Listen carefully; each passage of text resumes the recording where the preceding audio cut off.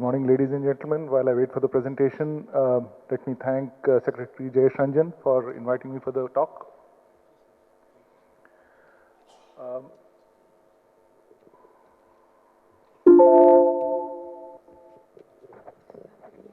Yeah, sure. Most of the talks you've heard of so far today and are likely to continue hearing relate to the details of the aerospace and defense business. My background, as Mr. Ranjan mentioned, is from the finance and investment side.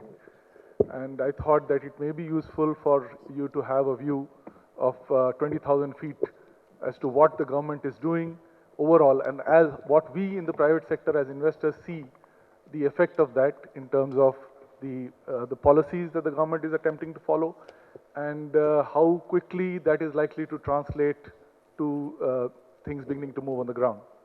I would request that you relax and enjoy the ride as we go along and see what the policies will, how we see them working out. We'll start straight away with the corporate activity that we see on the ground. If you've been reading the newspapers, you would find that most people are of the view that activity has yet to pick up, and a lot of what the government is doing still seems to be up in the air. And some of the numbers seem to bear it out. If you look at the top line growth of most of the, say, the top 500 companies in this country, it still seems to be shrinking. And while the EBITDA margins, the operating profit margins have started to look up a bit, the overall operating profits are still coming down. So does it mean that we are still in a mode of shrink and when are we likely to start moving up? Because a lot of what we are talking about, especially in defense and aerospace, will get materialized only when there is actual movement in terms of the economy on the ground.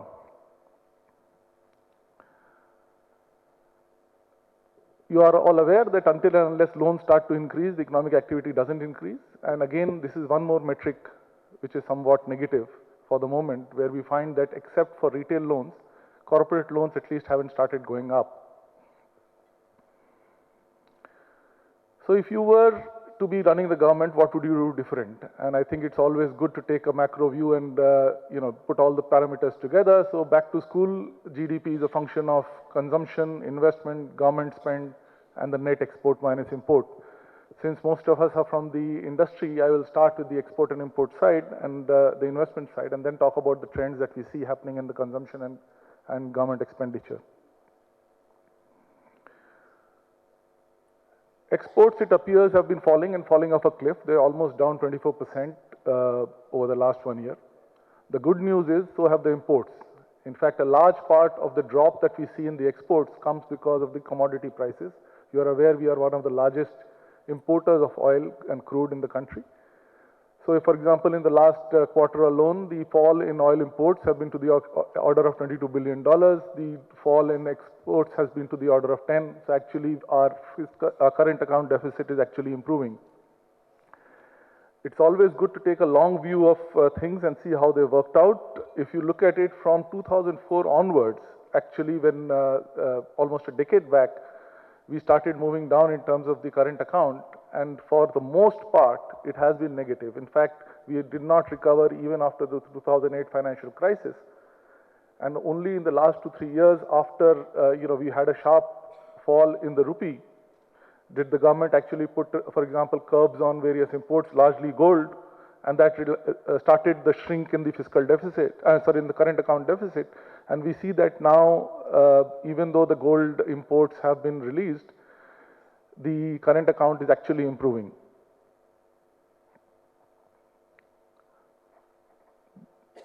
So on the currency side, again, very briefly, while we have fallen against the dollar, the real exchange rate in India actually has improved or has strengthened, and that is not necessarily good news for exporters, but overall, the rupee has been largely stable compared to many of our peers. Turning to the investment cycle, if you see, most of the industry in India is still operating, especially the manufacturing sector is operating at 70% or thereabouts in terms of capacity utilization. Take almost any infrastructure industry, whether it is auto, cement, oil and gas, almost all sectors are operating at far below capacity. And that brings us to the question as to why should investors be investing. So it is very likely that until and unless we begin to get a demand increase overall in the economy, you're not likely to see, at least in the traditional sectors, many of the manufacturing concerns coming up. This is also one of the reasons why the government has been focused on trying to bring in new industry, and that is the Make in India program that we see, especially in the sector that you people represent, that is the defense and aerospace. We are a very large buyer, and I will come to that towards the end of my presentation. But much of that is imported, and therefore the attempt to bring a new industry like that into India will certainly help to increase investment cycle. The positive news is that after several years, the cycle for new project announcements has actually started to tick up, and you can see that in the graph on the right-hand side. Another area that we've done extremely well, and I think we have to credit our Prime Minister for this largely, is the foreign direct investment. Two pointers that I would like to take. One, how are we doing vis-a-vis the rest of the emerging markets? And you can see from the graph on the right that over the last 1.5 to 2 years, we are doing exceedingly well. Many of the other emerging market countries have actually kind of fallen off a cliff, largely because of the way the global macros are moving. On the other hand, India has continued to attract FDI. More importantly, India's net FDI is actually higher than it has ever been. And when I say net, if you recall, till a few years back, India was actually an exporter of FDI as well. Large names like Chorus and Novelis spring to mind, where many Indian companies invested overseas. And you would argue that, when we are saying that here's a country which is growing very fast, probably one of the largest countries in terms of the growth, why is it that people are investing overseas? So if you take that as a pointer of ease of doing business, the fact is that there has been a dramatic shrink in terms of money going out from India, and whereas the money coming into India continues to remain the same level despite fairly adverse global macroeconomic environment. So overall, if you see, the net FDI flows have actually gone up, and therefore we expect to see that investment fueling growth in the quarters to come. This is just very quickly a broad overview of some of the changes that have been announced only in the last few months, of which the important one will be this for you. I think it has already been probably alluded to, that defense now is up to 49%, doesn't require any approvals, and if you're bringing in new technology, etc., even beyond 49%, you could be getting the government of India to allow new investments and technologies to come in. Besides this, of course, there are a lot of other changes, especially in terms of the corporate structure, which will ease how business can be done. In particular, for example, setting up of limited liability partnerships, which is now allowed for foreign investors, and which some of the SMEs, for example, may find an easier structure to deal with because of the lower requirement of corporate reporting and so on. Let's quickly come to what's happening on the consumption and inflation trends. So in the last 10 years of the UPA government, we've had a fairly strong inflationary environment. Before 2004, we had almost only about 4%. It went up to almost double digits, and depending on the index you look at, was fairly high, even compared to the rest of the peer group. So while one could argue that commodity prices were to a large extent responsible for inflation, the graph on the right-hand side will show you that we've actually done worse than some of the other peer group. And inflation in India seems to have been a problem which was homegrown.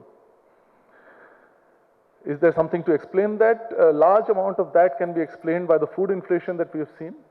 And food inflation in India is also fueled to a large extent by the MSP, the minimum support price. The government of India, as you know, announces a support price at which it buys back grain, especially rice and wheat. And that is an administered price. That had increased at the rate of 14% CAGR for the case of rice and 11% for wheat for the last 10 years.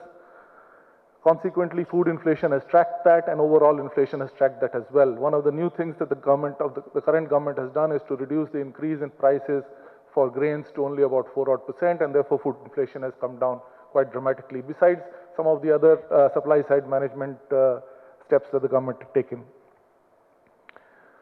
That said, what is going to drive consumption from here? And one of the major things that the government has done is to try and move from OPEX to CAPEX. So they've reduced the operating cost, they've tried to control the expenditure in terms of running the government and trying to move more in terms of increasing the capital expenditure. While capital expenditure is good because it finally gives you a base to grow in the future, the fact is that because the government expenditure itself it threatens to shrink, the G in our equation, if you remember, will actually come down, which means that near-term GDP may be under pressure. Is that likely to stay down for too long? Well, we have the pay commission coming in. Pay commission, for those of you who may not be aware, is a 10-year exercise where the central government first reviews the salaries of all of the entire government staff. And in India, by the way, that's a very large number. Almost 40% of the total expenditure of the government is towards salaries and pensions. So when that moves up, that makes a dramatic effect on the overall economy. The pay commission report has just been released. That is likely to add $15 billion of direct government expenditure per year for the central government, and once the central government comes in, that will then translate to the state, then the central PSUs and state PSUs. Overall, we expect that the impact will be of the order of $50 billion a year in terms of fresh expenditure, which will obviously expand the consumption base. If you look at the graphs you have in front of you, that is the effect of, for example, consumer durables and two-wheelers is what happened in the last pay commission. We don't expect something similar here, but in the terms of magnitude, but we will get a bump up for sure. So you will see a build up in, for example, a demand for real estate, cement, infrastructure, two-wheelers, four-wheelers, consumer durables and the like going into the next year or so.